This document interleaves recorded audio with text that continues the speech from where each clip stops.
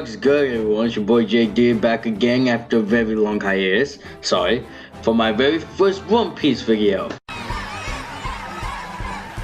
Today I'll be discussing who, in my opinion, are the top 30 strongest characters in One Piece. However, before we begin, there's a couple notes that I want to point out. Little notes here and there. First, this list contains main character carrying only alive. In other words, they gotta be alive, they gotta be in the story, no filler characters. So you don't expect to see Roger, Whitebeard, or Ace. Second, this list will only be viable around the manga chapter where Act 2 of Wano just ended. On a serious note though, the main reason why I decided to do this video now is because the Wano arc, come on, it's insane. It's absolutely insane, and pretty sure by the end of the arc, the character listing of the strengths is going to change drastically. Oh shit, I almost forgot. Spoilers. If you have not caught up with the manga at all, or you are an anime only watcher, do not watch this video if you don't wish to be spoiled. Just don't. Listen to Buzz and Woogie, guys. Just listen to them. But yeah, listen to Buzz because he's telling Woogie what's going on about spoilers. So without further ado, let's begin. Now, this right here is a tier list I created to put in the top 30 strongest characters. But I'll go into more detail about this at the end of the video. Alright, for number 30 we have Boa Hancock. Honestly though, I really don't know who would have been in number 30, but I thought she might be a good fit. From what we're seeing, she has 3 shades of all hockey, a hack skeleton which turns anyone who falls in love with her into stone, who knows might be more deadly than we think, has strong combat capabilities. Overall, I think she's a very strong and balanced fighter. Hold the f***. Don't think we're seeing Hancock use observation hockey. If she did, let me know in the comment section below. Thanks, guys. Moving on. Number 29. Luce. Now, the reason why there's a star next to this guy is because he's not part of CP0, but since we don't know how strong CP0 is compared to everything else, or how strong Rob Lucci is now, we cannot decide. However, the only thing we do know is that CP0 is the strongest of all that organization, and it's feared by many people. But for now, it's very hard to say, so I'm going to put him here. But I do think he's definitely on top of that list, though. But it's just very hard to say right now. I mean, again, if you include the film Gold situation where he clashed with Sabo and he used ornament hockey, I guess you can do that, but I'm not going to do that because it was a movie.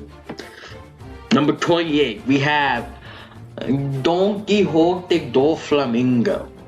Now, this man has conquest hockey, strong ornament hockey, possibly observation hockey. He has incredible physical strength, incredible durability, and stamina. Having mid-range and long-range attacks, his downfall is a string fruit, which is so broken and versatile. Like, this dude can create sharp strings to stab people, use strings to give himself surgery in his internal organs. My god. Kang staying on top of the strings, he connects to the clouds, which gives him flight and create clones of himself. Let's not forget about the birdcage, which cuts everything around him. Everything. And it takes the Straw Hat Grand Fleet and some Marines, Zoro and the others, and an Admiral to temporarily stop it? Like, what? Honestly, to this guy, I have no idea how the works. But the most broken ability, though, that this man has is to put strings on people and control them like puppets to do whatever he desires. That itself is crazy. It caught Diamond Jozu, bro. It caught Diamond Jozu. Granted, he wasn't paying attention, he didn't look worried. The thing is that we have seen Guild 4 Luffy break out of it. So, it can still be broken out of it. So it's broken, but you can break out of it from what we see. Did I mention he has Dolphin Awakening as well? I mean, come on. Even though Doflamingo is very impressive, compared to everyone else on the list, he just can't compare. Number 27, we got Thousand Arm Cracker. Now, a lot of people shout on Cracker because he hides behind the biscuit soldier since he doesn't like pain, therefore he doesn't want his real body to get hit. Some of the things he does in this fight with Luffy is impressive. His armament haki was strong enough to slice Gear 4 Boundman Luffy, which is insane. And his Dofu in his sex, if you think about it, it's kind of hacks. Like, he just keeps on clapping. More biscuit soldiers come out with easy army, and it takes a Gear 4 Luffy to break them. Like, if we can just literally create that, all the low tier guys are done. Like, all the low tier guys are done. Like, it's stupid. Number 26. We have the mammoth boy himself, Jack the Drought. Anyone that calls him Jack the Drown Down is about to get these hands. Come on, pull him up. Alright, jokes aside though, this man is He was brave enough, or dumb enough, however you want to look at it, to take on Fujitora, Sengoku, and Suru by himself. But the biggest thing of that fight, even though they off-screen it, oh god, stop teasing us, man, is that he survived. Alright. Now let me get into some feats. Let's first talk about his ancient Zoan Devil Fruit, which allows him to turn into a mammoth. From what we see, he has tremendous amount of power in his mammoth form, but it doesn't have speed. Granted, this is only his beast form, and we haven't seen his human beast form to see his full capabilities. We also didn't see Jack use any haki, but I'm pretty sure he has both observation and armament haki, and it's probably at a pretty decent level. But what's really impressive is Jack's stamina and durability. He fought Nekomamushi and Inuashi while they were switching day and night for 5 days straight. Like, come on! Overall, this guy is insane. Number 25. We have the MC of the story, Monkey D. Luffy. Right now, it's very difficult to judge how strong Luffy is, because he's still training. From the recent chapter, he practically almost learned about Yo. So like, the big thing is that he needs to fight a stronger person. Like, but after the Katakuri fight, he got huge powers. I'm not saying he's stronger than Katakuri at the moment. I do not think he's at right hand Emperor level, let alone Emperor level. But as for his feats, the entire story speaks for itself. Number 24. We got the character that didn't do shit, which everyone hates, Charlotte Samure. The only reason why she's on this list is because she's the 2nd Division commander for Big Mom. The only feat she has is the Devil to suck up some kind of moisture and make juice out of it. No, actually it's wine, I think. I'm not entirely sure. She can also transfer that juice to her body and make herself bigger. And the last thing is having a flying blade attack. But other than that, she didn't do nothing. Long story short, Smooth is trash for the time being. I gotta develop her way more for me to change my position on her. Like, there's no way. Number 23. We got the Funk Master himself, Queen the Plague. Excuse my funk. Queen is way more impressive than this movie, because even though he got too shy by Big Mom, he did everything he could to stop her. Granted, the only reason he succeeded is because he was lucky, but the fact he tried, and it was like a genuine effort, was impressive. His Devil Fruit is an ancient Zoan to turn into Brachiosaurus. I do not know if I said that right. Forgive me if I said that completely wrong. Which I think is very cool. But realistically, he hasn't had a real fight to showcase his full abilities. But I'm expecting great things from Queen. Number 22. The man with one of the greatest durabilities in the world of One Piece, Diamond Jozu. Jozu is holy shit. His Devil Fruit allows him to turn his body into diamond, which is known as one of the hardest substances on Earth. Fact check that for me, I'm not entirely sure if that's even accurate. If Jozu puts ornament hockey on top of that diamond, and if he knows yo, like, come on, like, no one is gonna get through that shit. It'll be very hard to damage Jozu. Jozu does have amazing feats too, like deflecting Mihawk's flying blade attack and making Aokiji bleed. Made him bleed, man. Also, according to Crocodile, not only is he big, but he's fast, which is very impressive. People do shun Jozu because Doflamingo caught him in the strings. However, from the way I saw it, Jozu was just distracted from fighting Crocodile, and he didn't look weird to me when he was caught. I know that Jozu lost an arm to Aokiji, but when they first announced the Payback War and they showed Jozu but his missing arm is just made of diamond, so I think he can create his missing arm with diamond. Like in Film Z, where Aokiji recreated his missing limbs from ice. The main point is I don't count Jozu losing arm as a thing to make him weaker. Number 21, we have Lucky Roo. Now this guy is called the Red Hair Pirates, and the only thing we know about him from the River card is that he's one of the main fighters. Since Ben Beckman is pretty much confirmed to be Shanks' right hand, I assume, this is an assumption, that Lucky Roo is a 2nd Division Commander level. However, since we haven't seen any feats from Lucky Roo, it's really hard to judge how strong he is. But one thing I do want to note, I judge the Beast Pirates to be overall superior to the Big Mom Pirates, and the Red Hair Pirates to be overall superior to the Beast Pirates. So that's how I view things. And I probably view the Red Hair Pirates to be overall superior to the Whitebeard Pirates. I'm not sure the Whitebeard Pirates are overall superior to the Beast Pirates. It might be. I can definitely say for sure I think they're a little bit superior. But to the Big Mom Pirates. However though, I'm saying there's not a huge gap. It's like very thin. Alright, number 20. We got Shiryu of the Rain. Now this guy recently got power buff by having the clear fruit, devil fruit, to help him turn invisible. Pre-time skip, he was on the same level of Magellan, who defeated Ivankov, which is, I mean, come on. And then post-time skip, being part of the Blackbeard Pirates, he's gotten way more powerful. How much stronger is hard to say because we haven't seen his full capabilities yet. As the fact is that the Blackbeard Pirates are focused on gaining more power. And that's what they're doing right now. So right now I have to put him weaker than all the right hands in the ambulance, but I still think he's close to them in power.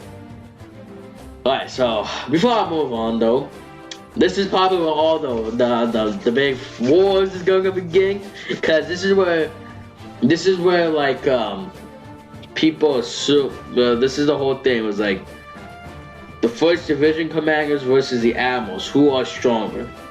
For me personally, I think they're equal. However, it also depends on the character. Like one of my friends, when I was speaking with him, shout out to my friend right there. He said that instead of thinking about how 1st Division commander level and ammo, just think about matchups. Which I think is right. I think it's more important to think about matchups than anything. So now that I cleared that up, let's move on to number 19. We have the mysterious fasting man, Greenbow Ryokugyu. This guy is pure portrayal from being an animal.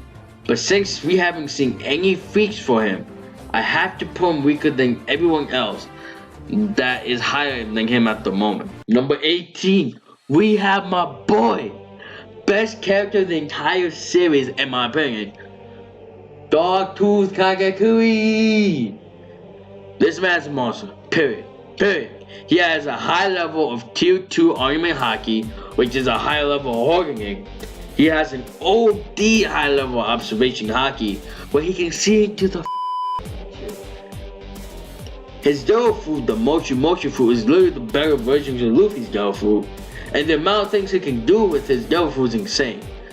He has insane speed and power, as well as having devil fruit awakening. Not to mention, he has Conqueror's Haki. He's also Spearman with the Dragon, and a Sniper because he can flick jelly beams. This man has close range, mid range, and long range attacks. However, the biggest issue, which makes Kagekui weaker than everyone else ahead of him, It's the fact that he hasn't showcased Tier 3 or Tier 4 Argument Hockey VO.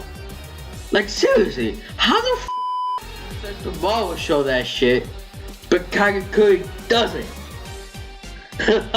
Yo, the Kagekuri fanboys just got soldiered on.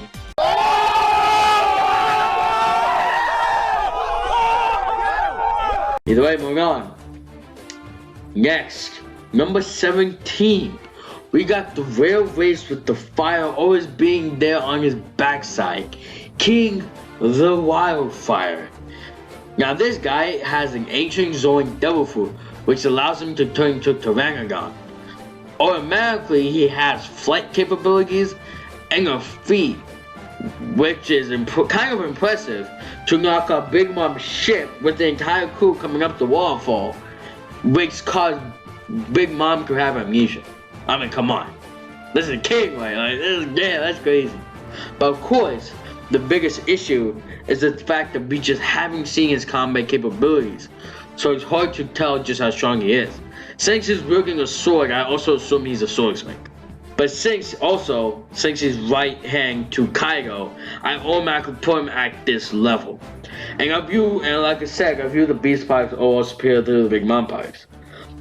Truth be told though, I kind of wish that King had a mythical Zoan devil fruit. I was thinking maybe his devil fruit was actually a gargoyle looking like this. Like that shit looks fire. Imagine, cause like he could be like the gargoyle for like Cherubok from Fantasia. That would explain the wings and the flames like easily. And if he could breathe and control fire, like come on. And I don't know, I'm not too familiar with gargoyles, but they might have some more special abilities. I don't know. But I still think the ancient Zoan devil fruit is kind of cool.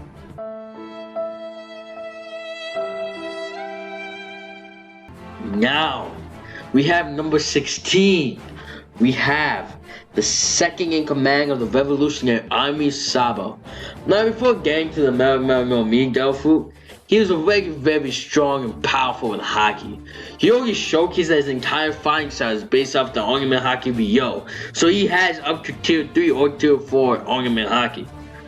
Now with the devil fruit, he has become a true monster. He has close combat abilities, uses a pipe as a weapon, probably also has some observation hockey as well, and all the abilities you get from wielding Ace's devil fruit. Some feats he has is holding back Fujitora to a tie. Granted, now the Fujitora Sabo ran out. Now the only reason why I have him weaker than the other animals in the right hands is because he just got the devil fruit.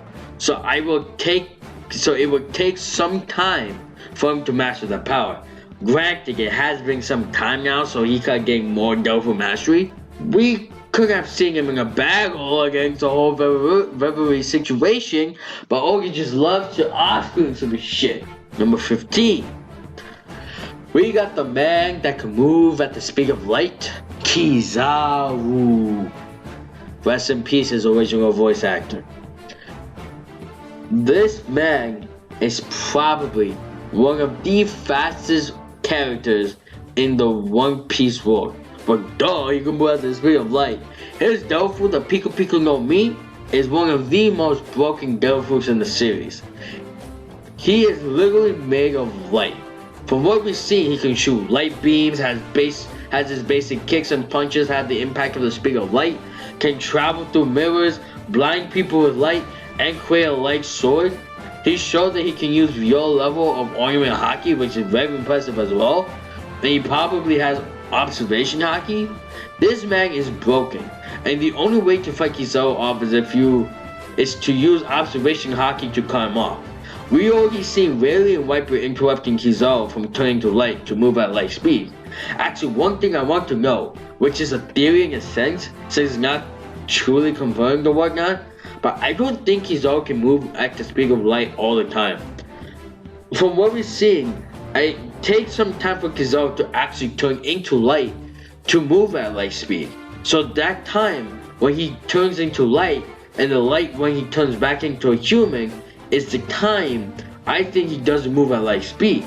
Overall though, he has a very strong OP devil fruit. Number 14, the man that will always do the right thing no matter which side he is on, Fujitora. Fujitora showed he has both ornament haki and a high level observation haki, but not in future sight, but in presence. So she was able to see the emotions of people. He has impressive swordsmanship, but his devil fruit is hacked with huge amounts of potential. He can increase the gravity of anything as well as reducing the gravity of anything. It's so powerful that it can hold up a bunch of buildings and debris we saw in Dressrosa. He can even unleash horizontal gravity at opponents, which can be strong enough to crush buildings. However, one of the most absurd things he can do is with this devil fruit is bring meteors from outer space, meteors, to hit the ground. We have seen Luffy and Zoro escape Fujitora's gravity by either sensing his observation haki and dodging and destroying the ground to mess up Fujitora's gravity, or using a long-range attack on Fujitora, which causes Fujitora to block it and immediately stop his gravity. If the power of his gravity can increase by multiple folds, he can potentially create a black hole, which is insane. Shout out to my friend because he's the one who told me about this shit. Good shit. The main reason why I have Fujitora over Kizaru is because he can stop Kizaru's light attacks with his gravity. And if he can create a black hole, I'm sorry, like, you're tight. Like, there's no way. There's no way. Number 13, we got Marco the Phoenix. This man has a mythical Zoan devil fruit which turns him to a phoenix, and it's no matter what injuries Marco has, he just takes the damage and immediately regenerates. He is most likely has strong ornament haki and observation haki. And he also has flight, and he is the one that tangled with Kizaru, Aokiji, and Akainu. Against Kizaru, he was able to overpower Kizaru and send him flying through buildings. Of course, Kizaru turned to light to reduce the damage. Marco also came out of nowhere and outsped Aokiji, even though he had observation haki, and kicked Aokiji but sent him flying to a bunch of buildings to save Luffy. Granted, it was a surprise attack though. Against Akainu though, he didn't really do super well.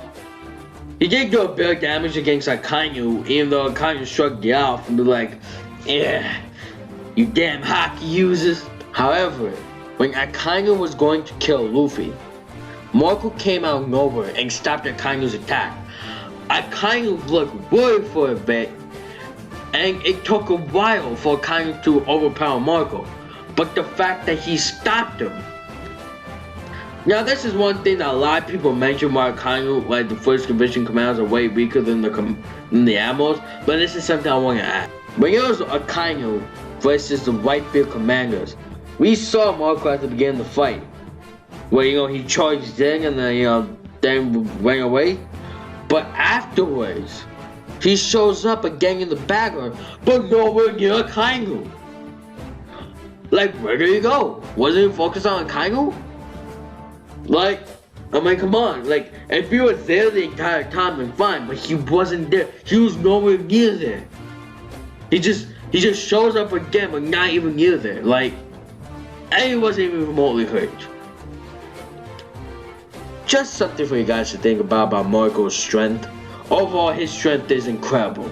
But I would say that one of his weaknesses is that he doesn't have a long range attack.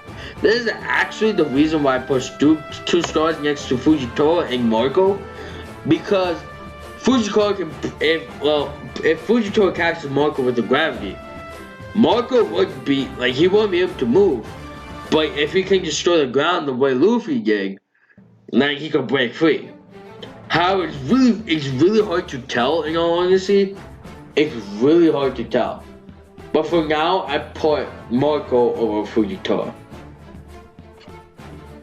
Number 12, we have Aokiji.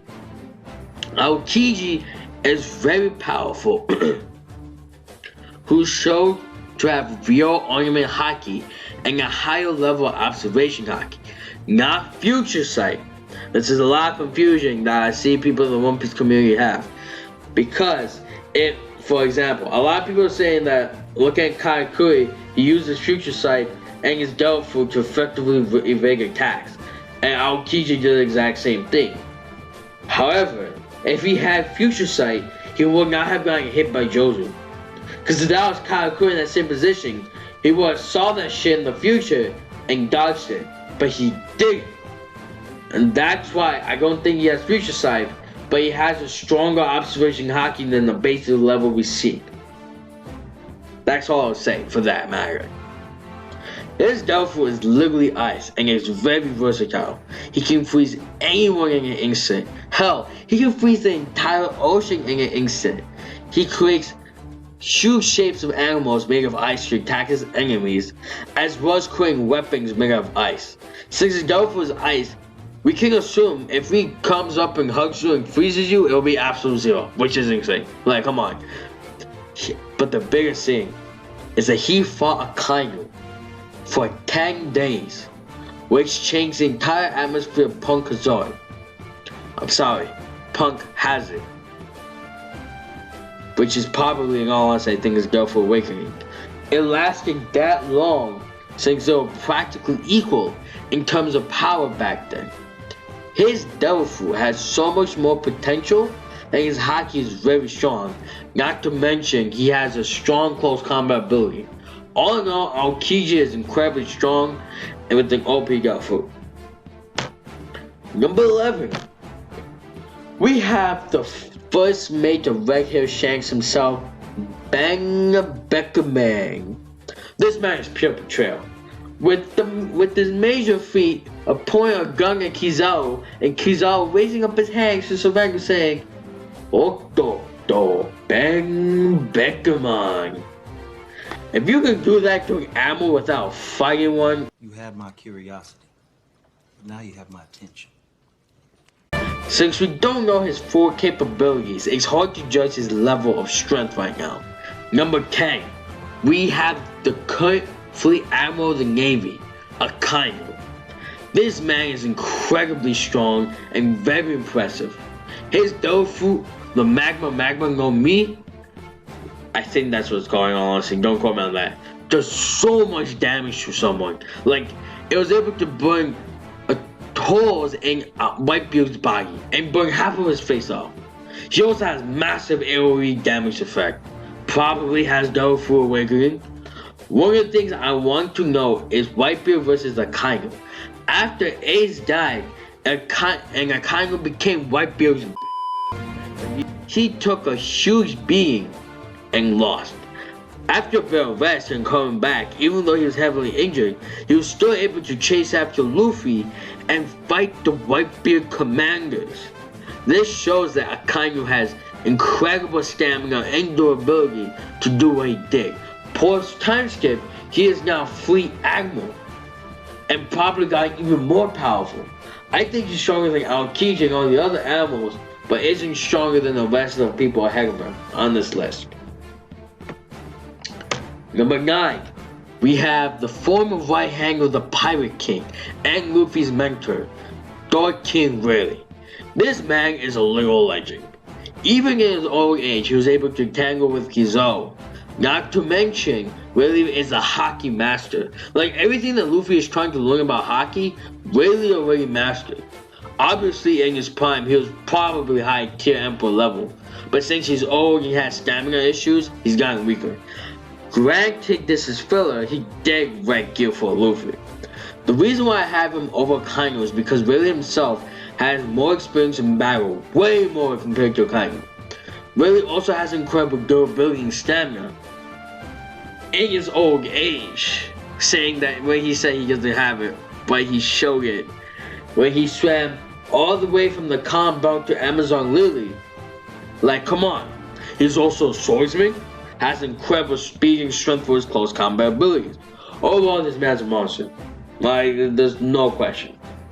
Number 8, we have the former Fleet Admiral of the Navy, the Buddha Sengoku.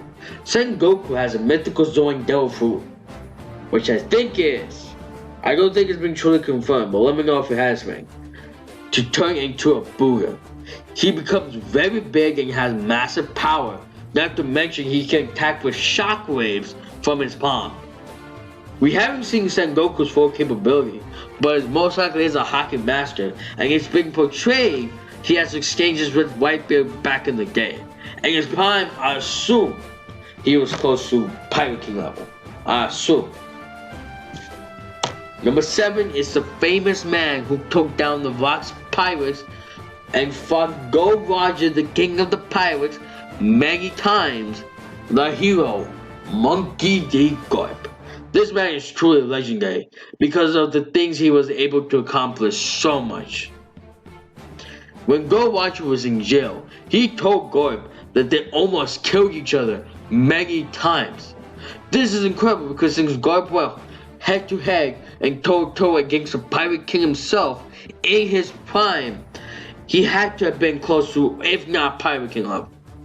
Garp also has to be a Haki master, and he has incredible strength and speed, especially when he is known for his punches. As of now, he's definitely weaker than the 4 Emperors, but stronger than the Admirals. But the big thing that we haven't seen is his full capabilities of the old trio, which is why it's very hard to judge their capabilities except for what we've been told in the story. Number 6, we have the greatest swordsman in the world, man. The greatest swordsman, Dracula Mihawk. This man had daily duels with Shanks back in the day. When Shanks had his arm. Considering how Whitebeard say it was big news about these guys having daily duels, shows it happened recently. I'm not saying it happened right now.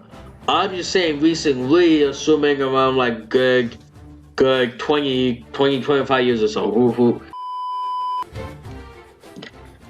Mihawk has incredible speed, monstrous swordsmanship, he's the greatest swordsman in the world, and incredible strength. However, I do put him weaker than the 4 Emperors because he wanted to attack Whitebeard and he wanted to see the distance between himself and Whitebeard. I think what he actually meant is how much stronger he needs to get to be at Whitebeard's level. Overall powerful character and can do massive AoE damage with long range attacks. Not to mention he probably has high level observation Haki and high level armament Haki. Overall, he's very powerful. Number 5, we got the world's most wanted man and the leader of the Revolutionary Army, Monkey D. Dragon. Now this man is pure portrayal with no combat feats whatsoever. But considering how strong Sabo is and how difficult it is to catch this man, we can assume he's Emperor level. The reason why I have him under the Emperors is because I just don't know how powerful Dragon is. I know there's some people in the One Piece community that views him as the strongest character of the series. Honestly, it can be a possibility, I wouldn't be surprised, but it's very hard to say. Number 4, we got the nasty man himself, the man who rose through the ranks immediately after 20 plus years of playing, Blackbeard Marshall D. Teach. Blackbeard right now is stupidly impressive. He has 2 OP Devil Fruits. The Darkness Fruit which absorbs everything into an endless darkness abyss, but more importantly, negates Devil Fruit abilities. And the second Devil Fruit is the Gura Gura no Mi, which creates earthquakes. I don't think I need to explain this one in all honesty. When he became an Emperor, we still need to also consider how strong is his Haki. His Haki is probably incredibly strong right now. The only reason why I say he's the weakest Emperor right now is because he's focused on gaining more power still. Once he gains the power he needs, obviously things will change.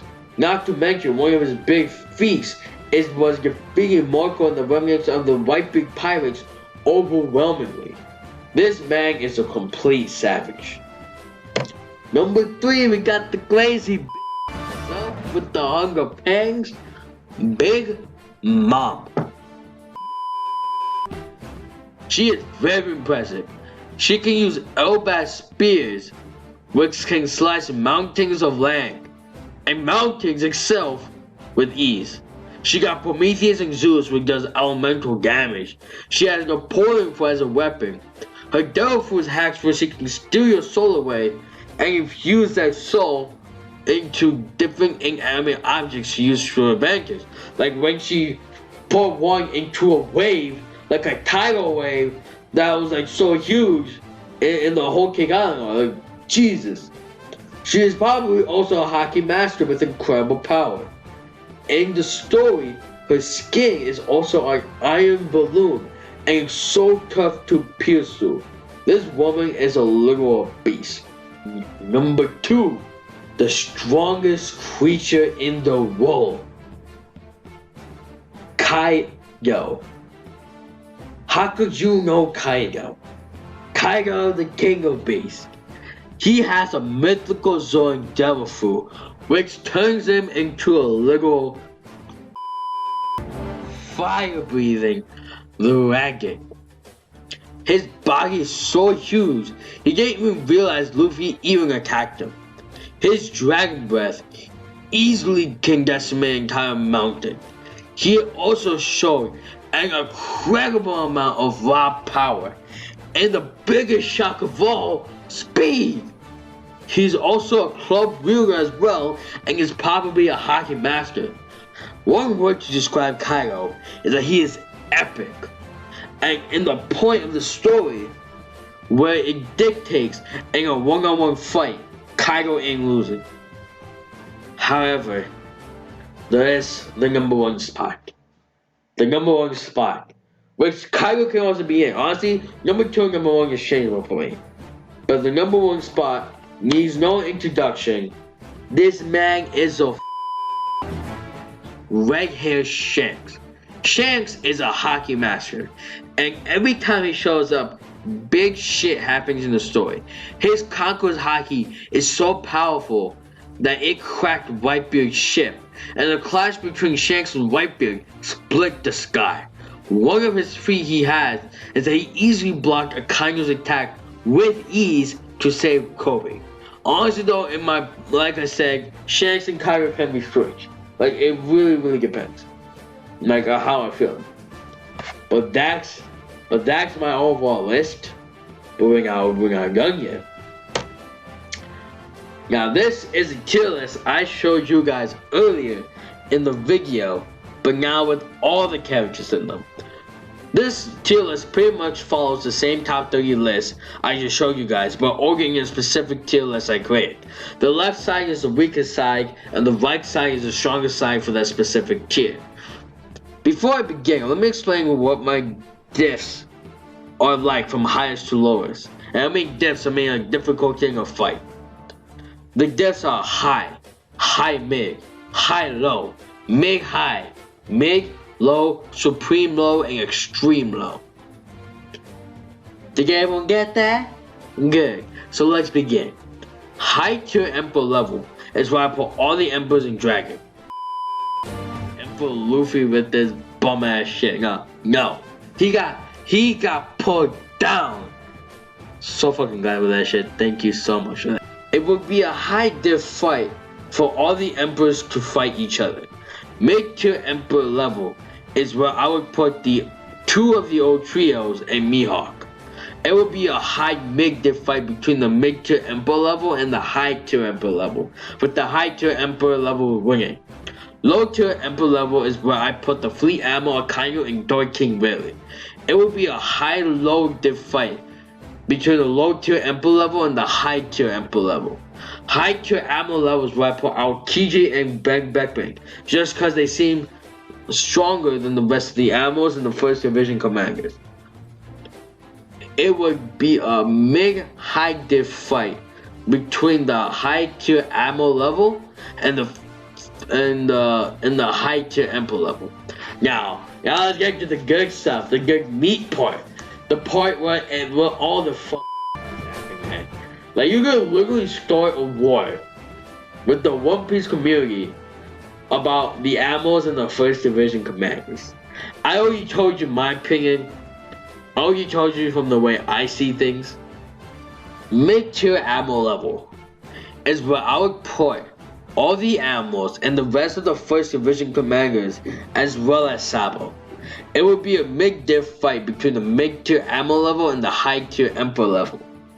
Low-tier ammo levels where I put all the second division commandos as well as Luffy. Yes, I do think that Luffy is at second division commander level. That's why I see him as right now. It would be a low-tier fight between the low-tier ammo level and the high-tier emperor level. Extreme high-tier vice ammos where I put all the 3rd division commanders. It would be a super low diff fight between extreme high-tier vice ammos and the high-tier emperor level. Super high-tier vice ammo is where I would put people like Doflamingo, Rob Lucci, and Hancock, who are weaker than the 3rd division commanders but stronger than the 4th division commanders. It would be extreme low diff fight between super high tier vice ammos and high tier emperor level. Whew, that was a lot to explain. Both of you guys get that my point. I do want to give an honorable mention out to Emo. Alright, since he's the leader of the world government, we do not know how strong he is. But if the entire world government listens to him, he probably has to be at least Pirate King level. But since it's all portrayal, we honestly don't know shit about him. I decided not to put him on the list because of this whole situation. But like you can imagine, Emu can put pause and rewind.